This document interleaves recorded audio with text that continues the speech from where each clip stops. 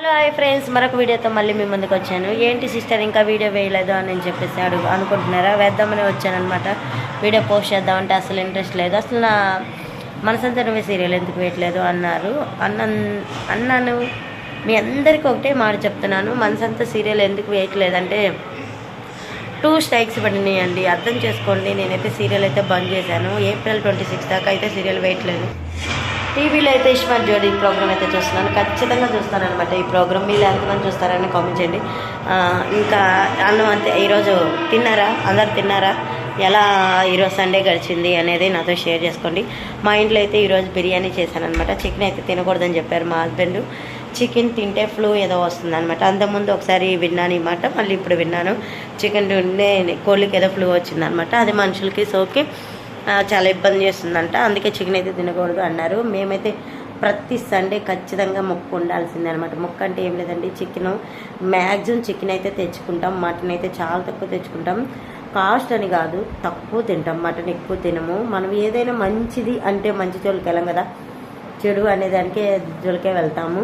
So మేక only గడ్డి మాత్రమే తింటుంది. దానికి ఆహారం వచ్చి గడ్డి. కోడి చెత్త చెదారం అన్నీ తింటుంది. కానీ మనం కోడినే ఎక్కువ ఇష్టపడతాం, మేకనైతే ఇష్టపడం. అందుకే ఫ్లూ వచ్చేసింది అనమాట. ఈరోజైతే మటన్ తెచ్చాం. మాకైతే కేజీ మటన్ వచ్చి 1200 పలుకుతుంది. హాఫ్ కేజీ అయితే తెచ్చుకున్నాం. ఇంకా ఉందండి గిన్నెలో, కావాలంటే మీకు చూపిస్తాను. నమ్మరు. మటన్ అయితే చాలా తక్కువ తింటాము. నేను మా హస్బెండ్ తక్కువ తిన్నాం. అదిగాక మా హస్బెండ్ కూడా తక్కువ తింటాడు. అదిగాక ఈరోజు వచ్చేసి మా హస్బెండ్కి వాళ్ళు తెలిసిన వాళ్ళు ఎవరో అమ్మవారికి ఏదో మొక్కున్నారంట. అక్కడ కూడా మటనే పెట్టారు. ఇదిగోండి మటనే, చూడండి ఎంత ఉందో. కనిపిస్తుందా మీకు చక్కగా?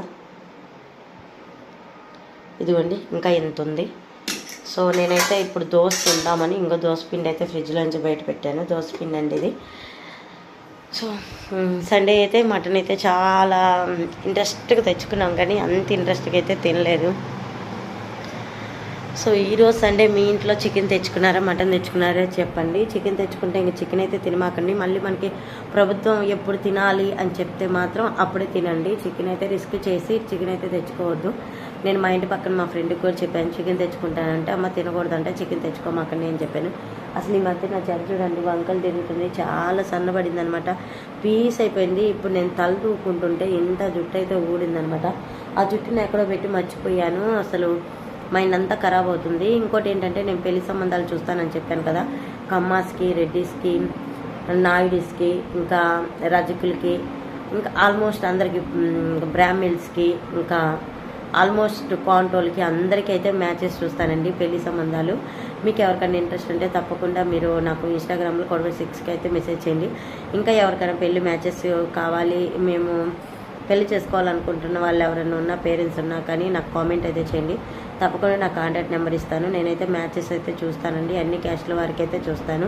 సో మీలో ఎవరైనా యూఎస్ఏ సంబంధాలు కావాలన్నా, యూఎస్ఏ అమ్మాయిలు కావాలన్నా, కమ్మస్లో అండి ఎవరైనా యూఎస్ఏలో ఉన్న అమ్మాయిలు కావాలన్నా చూస్తాను, అబ్బాయిలు కావాలన్నా చూస్తాను. ఇద్దరు మా దగ్గర ఉంటారనమాట. సో మీలో ఎవరికైనా ఇంట్రెస్ట్ ఉంటే చూడండి. నిన్నైతే మేము ఒక విషయం అయితే చెప్పాను. రజకులకైతే ఒకరికి సంబంధం చూస్తే వాళ్ళైతే అసలు 5,000 తీసుకునేదండి పెళ్లి కుదిస్తే. మరీ దారుణం కదా. 5,000 పెళ్లి కుదిస్తే 5,000 ఇస్తానని ఆమెనుకుందంట. మధ్యలో మాట్లాడినా ఏమేమో తర్వాత అడుగుదాంలే అని చెప్పి ఏమనుకుందంట. 2 రోజుల నుంచి ఒకటే రచ్చనమాట డబ్బులు కాడ. అట్లీస్ట్ కనీసం పెళ్లి కుదిరినందుకు చిన్న సంబంధం 70,000 కట్నం తీసుకున్నారు. సరే 70,000 కట్నం కదా, పిల్ల బాగుందిలే అని చెప్పేసి 70,000 ఒప్పుకున్నారు. 70,000 కట్నం అన్నప్పుడు కనీసం 20,000 అన్నా ఇవ్వమని అడిగాము. కనీసం 20,000 కదంట 5,000 ఇస్తామన్నారన్న మైండ్ అయితే పోయిందనమాట అవతలకి. నాకైతే చిరాకు వచ్చింది. మరి ఈ రోజుల్లో 5,000కి ఏం వస్తున్నాయండి? ఇంటి సరుకులు వస్తున్నాయి, ఇంటి రెంట్ వస్తుందా? ఎంతో కష్టపడి నోరు నొప్పి పుట్టేటట్టు అటు ఫోటోలు ఇటు ఫోటోలు మార్చి చేంజ్ చేసి మాట్లాడి ఇద్దరిని ఒకటి చేసి కలిపి మాట్లాడి కూర్చోబెట్టి ఒప్పించి ఇవన్నీ చేస్తే మీడియేటర్లకు వచ్చేది కొంట శ్వాస. చివరికైతే డబ్బులు అయితే హ్యాండ్ ఇస్తారనమాట. హ్యాండ్ ఇవ్వడంలో కూడా ఇంకా మేము మా మీడియేటర్లు బాధపడుతూ ఉంటే ఆ బాధ మీకు తగిలితే వాళ్ళు పెళ్లి చేసుకునే వాళ్ళు ఎలా సంతోషంగా ఉంటారు చెప్పండి అండి. నిజంగా ఎంత వాగితే రూపాయి కదా. ఒక్కొక్కరిది ఒక్కొక్క ప్రొఫెషనల్ ఉంటుంది. ఒకరికేమో స్టిచ్చింగ్ అంటే ఇంట్రెస్ట్, ఒకరికేమో కుకింగ్ అంటే ఇంట్రెస్ట్, ఒకరికేమో టీచింగ్ అంటే ఇష్టం, ఇంకొకరికి జాబ్ ఇష్టం, ఇంకొకరు సాఫ్ట్వేర్ ఇష్టం. కొంతమందికి అయితే హౌస్ వైఫ్గా ఉండేటి ఇష్టం, కొంతమందికి అయితే యూట్యూబర్లుగా ఉండటం. నాకు ఒక యూట్యూబ్లో మంచిగా క్లిక్ కావాలి, యూట్యూబ్లో మంచి పేరు తెచ్చుకోవాలని ఇష్టం అనమాట.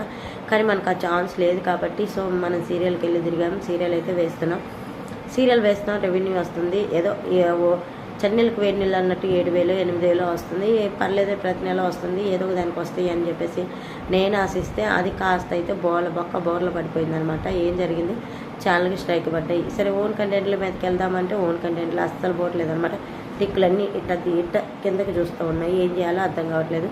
అందుకని చెప్పేసి చిన్నగా ఇలా పెళ్లి సంబంధాల్లోకి దిగాను అనమాట. ఈ విషయం మీతో షేర్ చేద్దామని నేను ఈ వీడియో అయితే పోస్ట్ చేస్తున్నాను. సో ఇదండి వీడియో. మీకు నచ్చిన చాలామంది అయితే వాయిస్ క్లియర్గా లేదంటున్నారు. నేను యూట్యూబ్ కోసం కొన్ని అయితే కొనుక్కోవాలి, ఒకటి స్టాండ్ కొనుక్కోవాలి, మైక్ కొనుక్కోవాలి.